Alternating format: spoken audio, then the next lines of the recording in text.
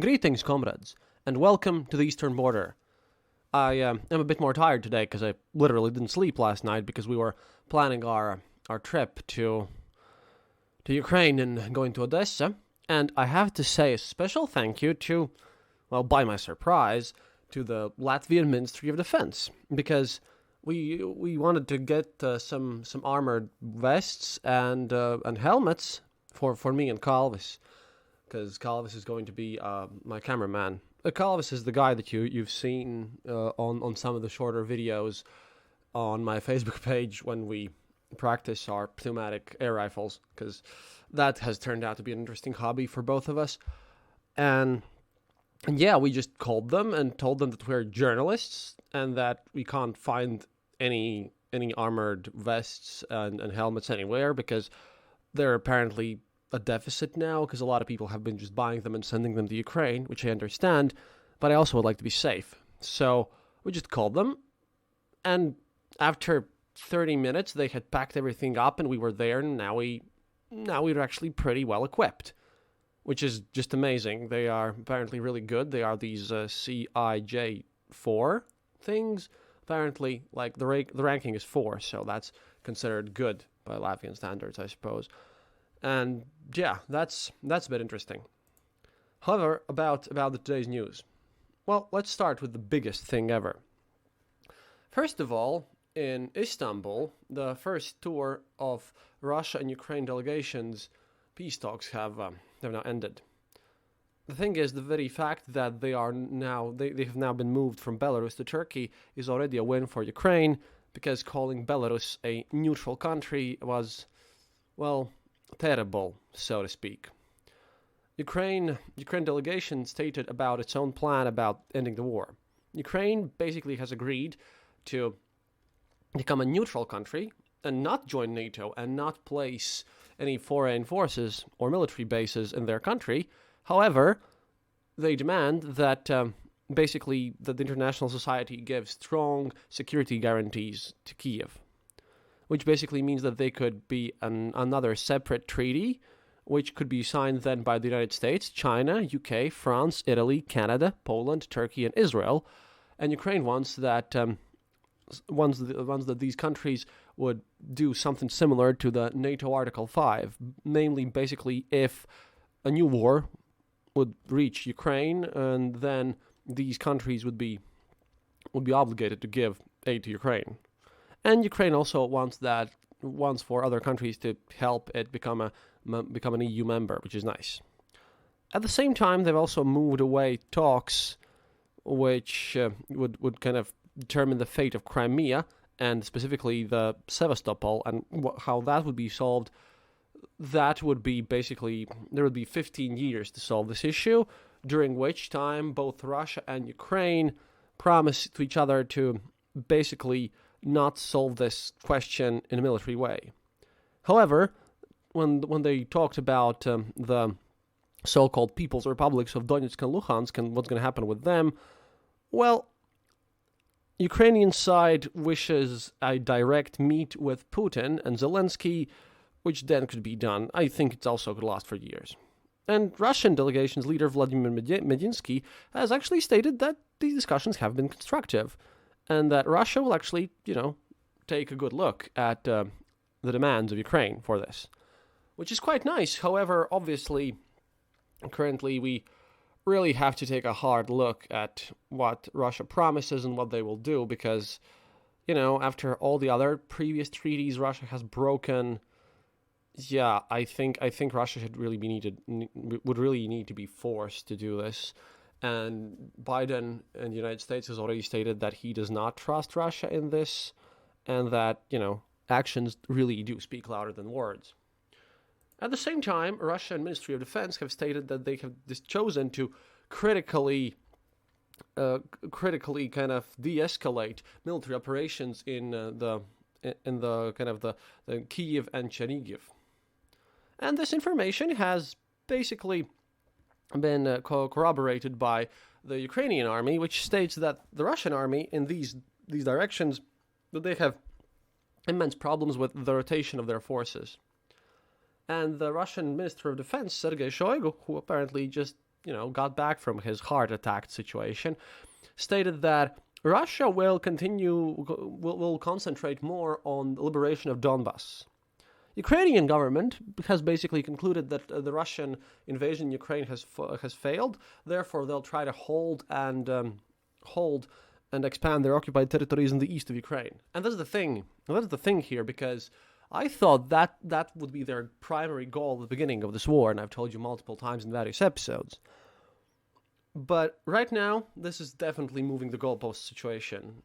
Soviet Union also had this tradition of when they were losing at something, they would basically, say that, turn it into a win. Everyone knows that in the post-Soviet sphere. It's kind of like, we all just expected how would Putin turn this into a win, and here you go. Of course, they have reached everything, except they haven't, and might as well, which also you should be worried about, is the fact that Russia could just as well regroup, get their forces back, get their logistics in order. They have also started some purges in their own army, firing people for failures and stuff like that. So this just might as well be a scam. You can't really tell, and I hope for the best. However, there is little to be gained from blind optimism here. And in fact, if you remember, one other opinion, sorry, again, like I said, haven't slept all night, and at least I'm not rambling this time, so. Another opinion that I read was on foreign policy, where a person stated that the realpolitik goals of Ukraine, which he then claims that Ukraine should basically surrender immediately to stop this war, since the damage has been tremendous to Ukraine. Apparently, their Minister of Economics have stated that this war in damages alone has cost Ukraine about $525 billion. Some estimates go even further and place this amount closer to $1 trillion. So that's a lot of money. But at least Ukraine is getting some help, which is nice. However, I highly doubt that Ukrainians will just cave in to demands, because a lot of what Russia demands and what some more they call themselves realpolitik, I call them a bit idealistic people, but they would kind of claim that would require a referendum, and a real referendum, which is also interesting, since that would be fun how Russia would try to do something about that. However, currently tanks have been moving away from Kiev a bit, because they are still engaging in fights with Ukrainians in the northeast of Kiev, which again makes everything a bit more sketchy and weird, more than usual.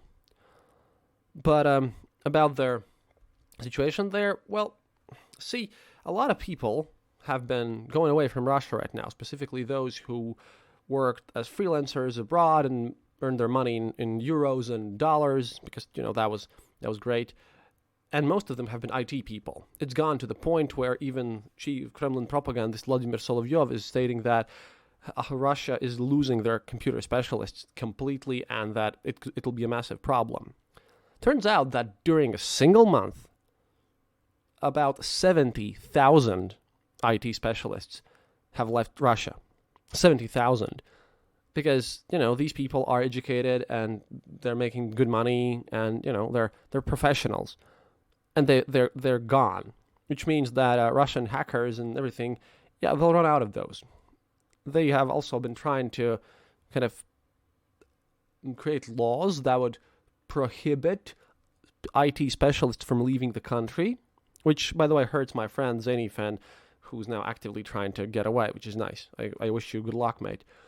And also they've stated that today that the young men who work in IT sector, they will be the ability to basically delay their conscription rate. They have a 12 months long conscription in Russia, which all men aged 18 to 27 must go through. However, there are various exceptions for this, even if you're like ill or you're studying in college, or you have to take care of your elderly relatives. However, right now, this will now also apply to the people who work in the IT sphere, who have a degree there and who have been working in related field for at least a year. And this is basically what they're trying to do. They're somehow trying to stop this massive brain drain that they're getting. which is pretty harsh, really, since yeah, this brain drain part is quite huge. Another news that popped up is that there are credible news about the fact that in the Russian city of Belgrade, not to be, please don't mistake it with the Serbian Belgrade. This is Belgrade in Russia, next to Ukraine, basically, and apparently there has been an explosion in a small village bordering that city in an ammunition plant. And I've heard reports that it was a very precise Ukrainian rocket that did it. However, it's just as likely that it could be sabotage, or it also could be just basically random mistake. I don't know. Everything could happen, but at least this has happened too, which is pretty nice in general. And again, from our friends at Anonymous, the hackers who are waging their own cyber war against Russia. Well, apparently, Rosaviatsia, Russia's aviation agency, the biggest central thing, yeah, they have been forced to move to paper records here because all of their data, that's about 65 terabytes of data, was wiped, and they have no backups. This was confirmed not only by Anonymous, but also in Telegram channels that I follow. Yes, they're now moving to paper record systems, and they've lost all their data. They have no backup because, apparently, quote, the Aviation Herald writes that there is no backup of this data. The Russian Ministry of Finance has not allocated funds for it. And my Russian friend Polina, who sent me this message first on Telegram, stated that, yeah, obviously someone needs a second yacht. And now they don't have a yacht, and we don't have a backup, so apparently all documents, files, aircraft registration data, and mail were deleted from the servers. All of it. Which means that, it's a major thing. If you work in a large industry, imagine if you would have no backup for your data, like a bank or a large corporation, and basically everything that you held, all the paperwork about, literally everything, gone. Whoosh. I think this will hurt Russian aviation more than, than the fact that they can't get spare parts for planes, and they literally have stolen planes that were leased to them, and now they're cannibalizing them for backup, and that's also not going that well. But this is an interesting case. At least this is what they claimed. Also, Anonymous, in response to this whole situation where I spoke about Ukrainians kneecapping Russians, have stated that that's part of also, at least some incidents are definitely part of Russia's propaganda campaign, since we have now leaked documents that state that it's part of PSYOPs, which also could be true. I mean, you can't really deny it, but at this point, in such minute details, it's really hard to say what's correct, what's incorrect, and something. Also, internally speaking, that's a thing that probably you won't hear anywhere else, so pay attention. Internally, in what Russia shows in their internal propaganda, their views have changed a lot. If previously the propagandists like very same Solovyov and others, and Kiselyov, they were all talking about this liberation of Ukraine, denazification, and Putin even himself didn't even admit that they were fighting the regular army of Ukraine. They stated that these were basically organized groups of Nazis, stuff like that. After your men start dying so much and you're failing to take Kiev and you're pushing the goalposts there, they've really changed the tune. So right now, in the Russian sphere, basically, Ukrainians themselves are being presented as the enemy. For example, one, I wouldn't want to call him a journalist, a propagandist, a better word, Anton Krasovsky. He basically, in a channel, yells and is very loud, but he basically states that what Russians really mean that now. He states that Ukraine shouldn't exist, it's a fake country, and he'll do everything he can to destroy Ukraine, and he wants to burn their constitution. That's the direct quote. And other propagandists have been following suit. They are expressing shock and surprise about how many Ukrainians are actually, standing up to them, and apparently they're being brainwashed by the evil West. Yeah, I bet a bunch of Ukrainians listen to my show, and I'm super evil. Evil. TM. And this means that apparently I'm brainwashing Ukrainians. We all have been brainwashing Ukrainians for such a long time that they've now, gotten their stuff together and are fighting back, which is just crazy. But, yeah, all this kind of makes me hopeful, because I do wish for a peace. And yeah, if somehow miraculously everything gets a bit better, still going to Ukraine. Nothing changes except that then I'll probably, cancel my old flight because I was smart enough this time to book a cancellation option instead, the last time when I wanted to go straight to Kiev. But we'll see we'll see what's going to happen, since I'll still go to Ukraine and everything, because I want less people dead. I want as few casualties as possible.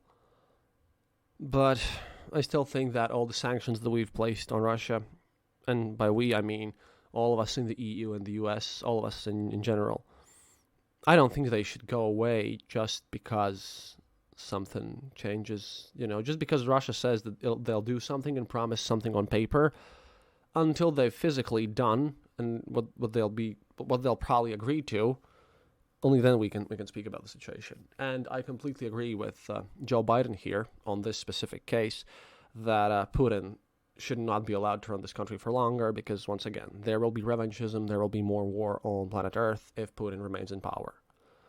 And at the same time, if things don't go Putin's way, he actually might drop a attack nuke, and a lot of people more and more every day have been talking about this. Lots of stuff to be worried about. But yeah, I have to sleep, and well, we'll get to the epicenter myself. Then we'll find out. Again, thank you for listening, and happiness is mandatory. Please support our show on Patreon or click the donate button on our homepage, theeasternborder.lv. Support Ukrainian charities, and hey, if you like this show, then tell about it to other people. I'm sorry, I need to make so many episodes and I have so much things planned. It's getting a bit difficult. But hey, whenever I feel like I'm having it difficult, I remember about all the people in Ukraine who are literally being bombed, and, well, what else can I do? Just have to stay dedicated. До свидания, товарищи.